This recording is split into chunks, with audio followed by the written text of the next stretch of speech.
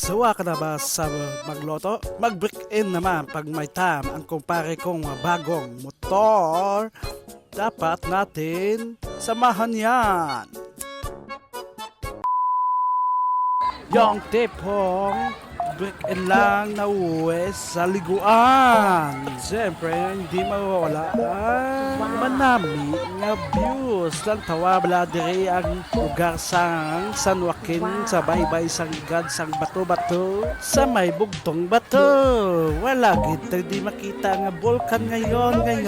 Walang topes, walang lahat. Siyempre, nangita kami dito sa mga good views pero wala gid tunaw. Pero ang kumpare ko may nakita na, pero gusto niya ito ay tatay ka na. So ayan mga guys, damo tao gidya ang lugar nga ini kay nanami kag maputi-puti ang tubig dire kag masulg-solg ka dito kung pumunta ka rito sa muling lugar. Baka iba yung inisipin nyo ha. Putang ang lugar ang puti-puti ang unahon naton diri maligo lang kag mapuli. At siyempre naglebot-lebot aton nga kamera lebot sa likod. Let's go! Ara na makita mong lugar nga ini nga madamo sang cottage kag damo sang overnight dere.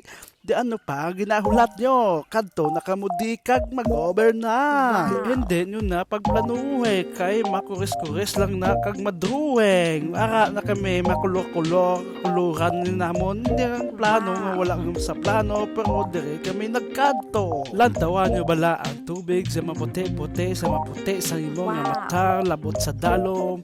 Makita mo pa ang bato mo, bato to. Lantawan mo bala ang views kay manamigid ang kahapon.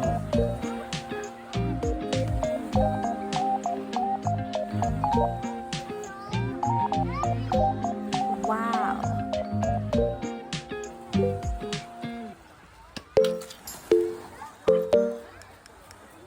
Wow.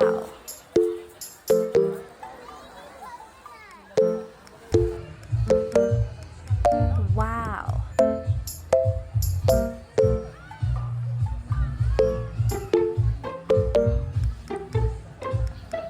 Wow.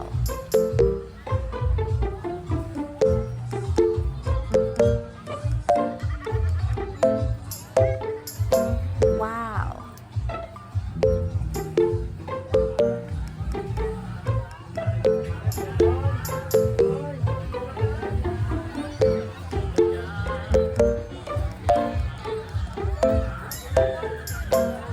Wow.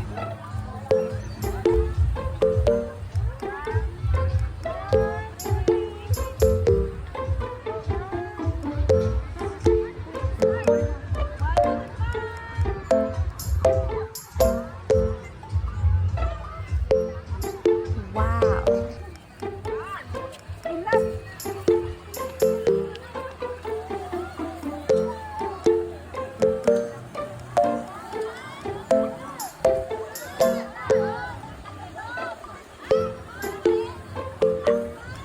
Wow.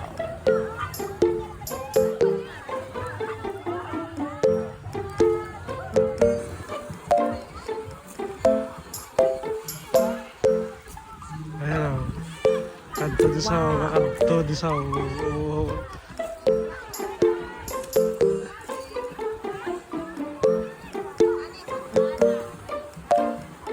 kanto di sa makanto di sa mga picture mo di sa